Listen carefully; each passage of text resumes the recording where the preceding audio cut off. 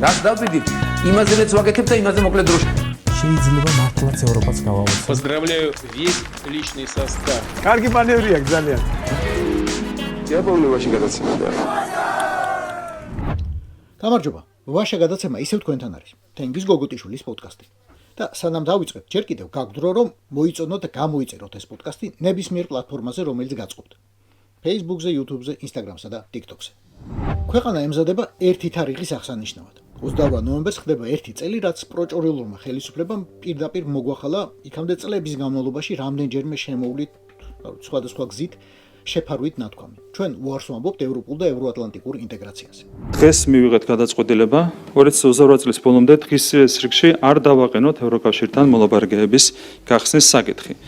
მას შემდეგ საქართველოში არ წყდება პროტესტი. უკვე ერთი წელია. მსგავსი ამ ისტორიას, ჩვენს ისტორიას არ ახსოვს. მსგავსი არ მომხდარა. ამ ერთწლიანი ბრძოლისთვის უზარმაზარი მადლობა ეკუთვნის ქართველ ერს, რომელიც გაიზარდა იქამდე, რომ საკუთარი სახელმწიფო მართლაც საკუთრად მიაჩნია. უზარმაზარი მადლობა ეკუთვნის ასობით ადამიანს, ყველა ასაკის, ყველა სოციალური ჯგუფის მოქალაქეს, ვინც ნებით ჩაჯდა ციხეში. დიახ, დღევანდელ საქართველოში ადამიანები ამას სრულიად გამიზნულად, ნებით აკეთებენ. და ეს არ არის სიგიჟე. ერთადერთი რაც არის, რატომაც არის, ეს არის სიმბოლო. ზოგადად ეს ბრძოლა სავსეა სიმბოლოებით. ნაღდი ევროპულად ლურჯი დროშების ბრძოლა თითქოს ზებრის შარდით შეღებილ ფერდაკარგულ ქოცურად ლურჯ დროშასთან. და 28 ნოემბერს, ვიცი, ასეთი ნაღდი ევროპული დროშა გადაეკრება საქართველოს ქუჩებს. ვიცი.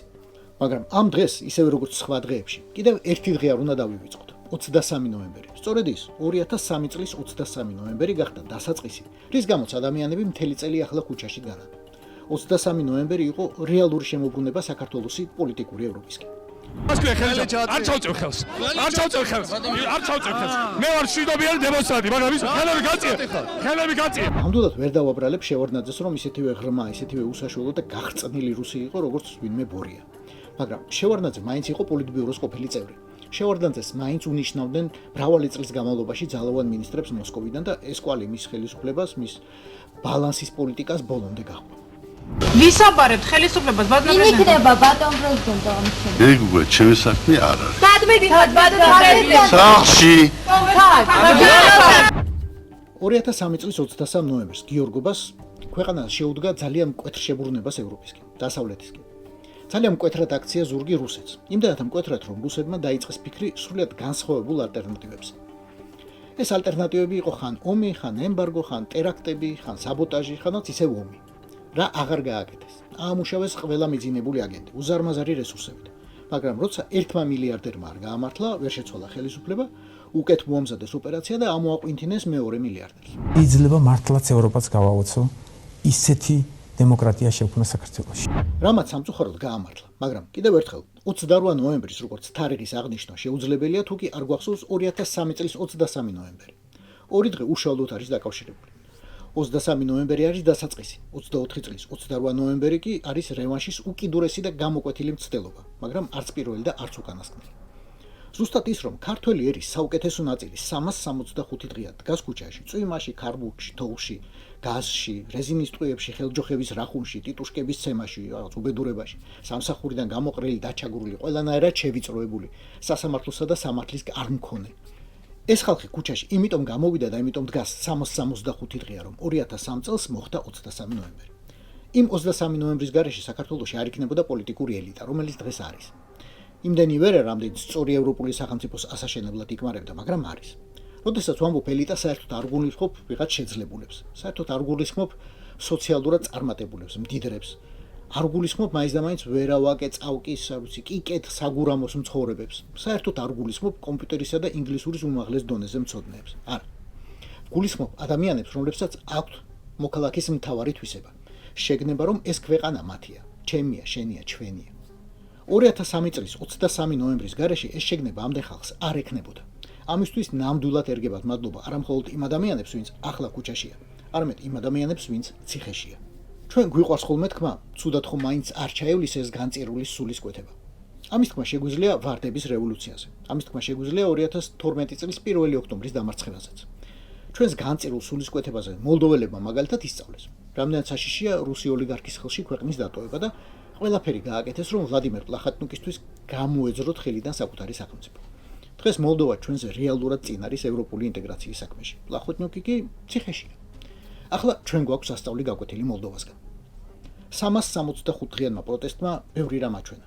დღეს ჩვენ ვიცით, რომ 100%-ით გვაქვს შესაძლებელი მოსამართლეთა კორპუსი. ვიცით, რომ 100 თუ არა 80%-ით გვაქვს შესაძლებელი პოლიცია. დღეს ვიცით, რომ რადიკალურად გვაქვს შესაძლებელი ქვეყნის უსაფრთხოების სისტემა. დღეს ჩვენ ვიცით, რომ რადიკალურად გვაქვს შესაძლებელი ქვეყნის თავდაცვის სისტემა. დღეს ვიცით, რომ რადიკალურად 100 თუ არა 90%-ით გვაქვს შესაძლებელი ქვეყნის დიპლომატიური კორპუსი. დღეს ჩვენ ვიცით, რომ რადიკალურად გვაქვს შესაძლებელი ქვეყნის საშუალო ჩინოვნიკური კორპუსი. სამხარეო ადმინისტრაციები, მერიები, საარჩევნო კომისიები და უამრავი სხვა. დღეს ჩვენ ვიცით, რომ რადიკალურად გვაქვს შესაძლებელი განათლების სისტემა, რომლის კისერზეც არის 10 წლეულების განმავლობაში დამზადებული საბჭოთა და პოსტსაბჭოთა პროდუქტი. ზუსტად ის, რომელსაც ბორის ივანაშვილი დღეს ეყრდნობა. და ვიცით, რომ ყველა რეფორმა, რომელსაც მომავალი ხელისუფლება მოჰკიდებს ხელს, უნდა იყოს სწრაფი, ეფექტური და რაც მთავარია, შეუქცევადი. რომ იმის შემდეგ მე ვერც ერთმა ხელისუფლებამ, ვერა პარტიამ, ვერა კოალიციამ ვერ შეძლოს მთავარი მიმართულების, ევროატლანტიკური კურსის შეტოკება, არათუ გადახვევა ან ჩაჩეხვა. ეს არ იქნება უმტკივნეულო საქმე, ეს არ იქნება იოლის საქმე. რუსულ პროპაგანდას უამრავი მიზეზი ექნება, რომ მომავლის ქართულ ხელისუფლებას ბრალი დასდოს რადიკალიზმში, სეგრეგაციაში, რუსოფობიაში, სეკულარიზმში, არადემოკრატიულობასა თუ ნებისმიერ სხვა ცოდვაში. მაგრამ დღეს ვიცით, რომ ეს გასაკეთებელია, თუ გვინდა რომ ქვეყანა განვითარდეს. სხვანაირად უბრალოდ არ გამოვა. შეგვიძლია გავიხსენოთ წინა ხელისუფლების მაგალითებიც. როდესაც დღეს პროჭორვილელები პარლამენტის წინ ქუჩაში შეკრებილ ყოველ მიტინგს სახელმწიფო გადატრიალებას უწოდებენ თუ მცდელობას. გავიხსენოთ რეალურად რამდენი გადატრიალების მცდელობა იყო იმ 9 წელიწადში. რამდენი და რა ფორმის გალიები, გერეუს სპეცრაზმის შემოყვანის გეგმები, პუტინი ბრძენია, ბეისბოლის ბიტები, ციხის ბუნტები, მილიარდერების ჯანყი, პატრიარქი პლენშია, ბელაჩაო და რა აღარ. აღარ ვლაპარაკობ ომებზე. რუსმა ჯერ ერთი ომი დაიწყო საქართველოს წინააღმდეგ, მერე მეორე და საბოლოოდ ყველაფერი ისევ მილიარდერის მოყვანით დაასრულა. ოღონდ გაცილებით უფრო კარგად მოფიქრებული, დალაგებული და გააზრებული გეგმით ამჯერად. უკეთ გავიცანით თუ არა საკუთარი თავი ამ ერთ წელიწადში. უდაოდ. გავიგეთ და დავწმუნდით, რომ ძალიან ჭრელები ვართ, ძალიან მრავალფეროვანი. ტაქტიკურად დღეს ეს მაინც და მაინც მომგებიანი არ არის.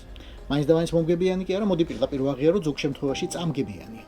იმიტომ რომ ჩვენს განსხვავებებს გადასარევად იყენებს ბორია ივანაშვილი.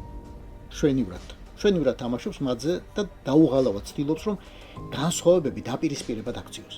მაგრამ ერთხელაც დადგება დრო, როცა მივხვდებით, რომ სტრატეგიულად ეს ძალიან კარგი თვისებაა. კარგი ნიშანია, რომ მომავლის საქართველო, ბორიას შემდგომი საქართველო ნამდვილად პლურალისტური იქნება. გონების თვალი გადაავლეთ. რამდენად ჭრელი, მრავალხმიანი იყო ოპოზიცია მთელი ამ წლის განმავლობაში და როგორი ერთნაირი იყო ყოველთვის ოპოზიცია წინა ხელისუფლების დროს. ვაღიაროთ, უფრო ორგანიზებული იყო. ადრე რადიკალურად განსხვავებული პარტიები ერთიანდებოდნენ ხელისუფლების წინააღმდეგ და ყოველთვის ჰქონდათ პირის შეკვრის უნარი. საერთო ლიდერების გამოკვეთისა და მათი გაყოლის დისციპლინა ეს ჰქონდათ. ახლანდელ ოპოზიციას ანუ ჩვენ ეს უნარი არ გვაქვს და არ გვყავს გამოკვეთილი ლიდერი. მით უფრო ჩვენ არ გვაქვს ის მილიონები, რომელიც მაშინ ადუღაბებდა აი 9 წლის განმავლობაში ოპოზიციას. კი, მაშინ შავი ფული დიდი სტიმულია. მაგრამ ახლანდელ თაობებს, ახლანდელ ოპოზიციას, ახლანდელ გაბრაზებულ ადამიანებს ზუსტად ეგ აქვთ მთავარ უპირატესობა, დგომა იდეისთვის. ახლა ერთად განან მემარცხენეები, მემარჯვენეები და ცენტრისტები.